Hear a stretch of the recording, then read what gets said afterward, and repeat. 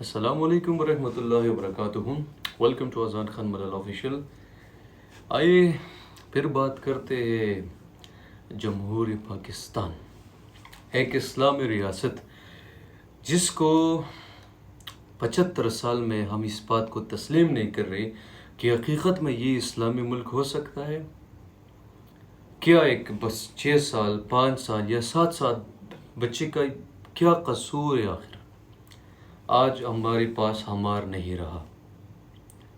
ہمار کے والدین اور اس کی والدہ کے لیے ہم دعا گوئی کہ اللہ اس کو صبر عطا فرمائے اور اللہ ہم سب پر مہربان ہو.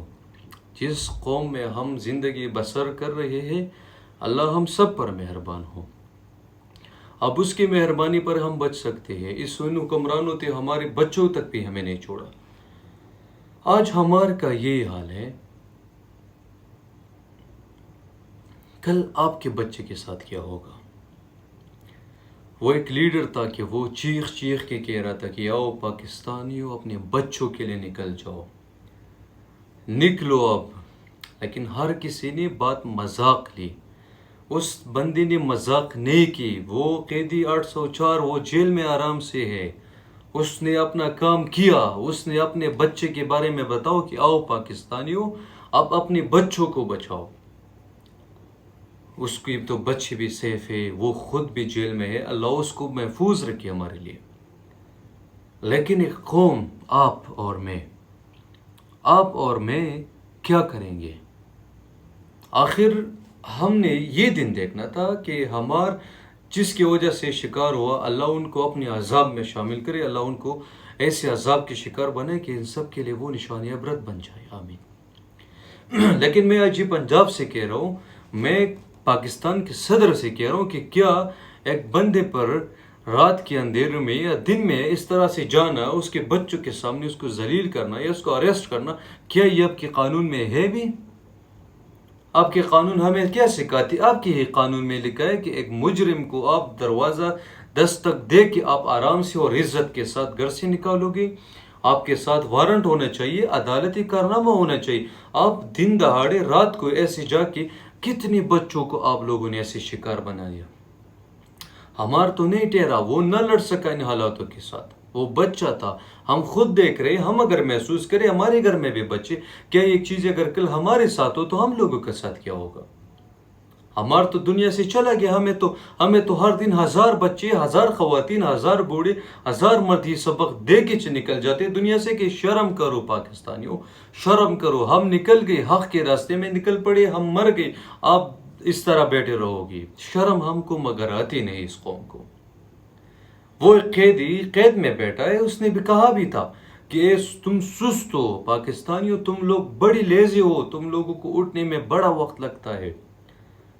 اب ہمار نہیں ہے ہمارے پاس. اور کتنے ہمار کو آئی جی پنجاب ہمیں ہماری باتوں کو سن لے.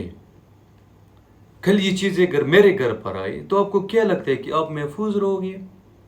کل اگر یہ بات کسی اور بندے کے بعد جس کے پاس دماغ نہ ہو، کیا لگتا ہے کہ آپ کا سپاہی آپ محفوظ رہے گا؟ نہ کرے. اپنے دفعہ 144 کو دفع کرے. یہی دفعہ 144 نے اپنے اس ملک کے انا اور وقار بےعزتی ہمیں دلائی.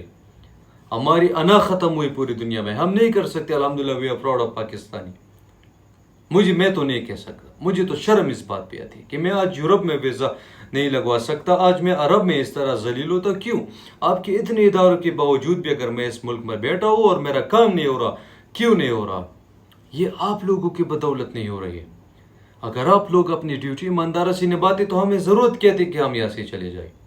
یہ ہمارا وطن ہے، ہم نے اس کے لیے قربانیاں دی ہے. ہمارے بزرگ اس میں شہید ہیں، ہمارے بچے شہید ہیں. 2010 ابھی 2010 سے لے کے 2019 تک 2023 تک ابھی پچھلے حالات پٹھانوں کا حال دیکھیں. کیا ہم اس طرح ہر دن دہاڑے ہمارے ساتھ ایسا ہوگا؟ پاکستان تحریک انصاف کے ہر کارکن کو میرا سلام ہے. پاکستان تحریک انصاف کے ہر کارکن کو میرا سلام ہے. اس کے ہر ایک بچے کو میرا سلام ہے. یہ وہ حال ہے کہ ہماری جو علماء صاحبان ہیں، جو دلال بیٹھے ہیں پارلیمان میں، وہ نہیں کہہ سکتے حق کی بات. لیکن پاکستان تحریک انصاف کی کسی بھی پارٹی کی یا کسی بھی بچے کو کارکن کو لے کے آؤ، وہ حق کے بات سے کبھی پیچھے نہیں ہٹے گا. وہ کہے گا میرا قیدی نمبر 804 حق کے راستے میں بیٹھا ہوا ہے. آج ہمارا حق کے راستے میں نکل گیا. آپ لوگوں کی بد نصیبی ہے کہ آپ اپنی بدبختی اور اپنی غلطی مانتے نہیں. کیسے ایک بچے کے سامنے اس کے باپ کو آپ اس طرح لٹک لٹک کے نکال رہے ہو گھر سے؟ یہ تو ظلم ہے. اس پر تو ان سب کے پیچھے کارروائی ہونی چاہیے، آئی جی پنجاب، آئی جی اسلام آباد، جو بھی. کیونکہ ایک بچے کے سامنے اس کے والدین کو آپ بے عزت نہیں کر سکتے. یہی بیچتے تھے کہ ہمارے بیچارے کو لے کے چلے گئے یہاں سے. اس کے باپ اور اس کے والدین کے لیے تو ہم دعا گو ہے کہ اللہ اس کو صبر عطا فرمائے. لیکن جو as a Pakistan, as a nation ہمارے ساتھ ہو رہا ہے، یہ قابل مذمت، بالکل برداشت کے لائق اب نہیں رہی یہ چیزیں. یہ قوم اس سے آگے اگر آپ کی تاریخ لکھی جائے گی، مجھے امید ہے کہ اچھے الفاظ تو آپ لوگوں کے لیے کم پڑ جائیں گی، لیکن اگر کوئی بری الفاظوں پر اتر آیا، اللہ کی قسم کی یہ تاریخ آپ لوگوں کی کوئی دیکھنے کے لائق نہیں رہے گا. اٹھ جاؤ پاکستانیوں، اٹھ جاؤ. آپ ہمیشہ اس طرح نہیں رہو گے. جرمنی کی تاریخ پڑھے، ان سے سیکھے، رشیا سے سیکھے، امریکہ سے کچھ سیکھیے، یو کے سے سیکھیے، کینیڈا سے سیکھیے، آپ کے پڑوسی افغانستان سے کچھ سیکھیے. ہمیشہ تو ذلیل نہیں ہونا آپ کو. کب تک آپ ذلیل رہو گے؟ اب 3 سال میں افغانستان کہاں سے کہاں چلا گیا اور آپ کہاں سے کہاں چلے گئے.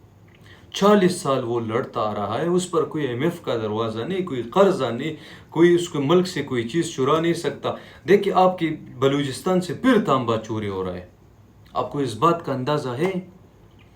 آپ کا وہاں سے سونا چوری ہو رہا ہے، کوئی چائنا لے کے جا رہے، کبھی یورپ سے کوئی آتا ہے. کیوں آپ کے پاس یہ نہیں ہے کہ آپ اپنی خود نکالے؟ آپ کے بازو کو کیا ہوا ہے؟ کیونکہ اس میں غیرت نہیں ہے. بس بدبختی سے خدا را اٹھ جاؤ. یہ وقت ہے کہ آپ اپنی حق کے لیے لڑو.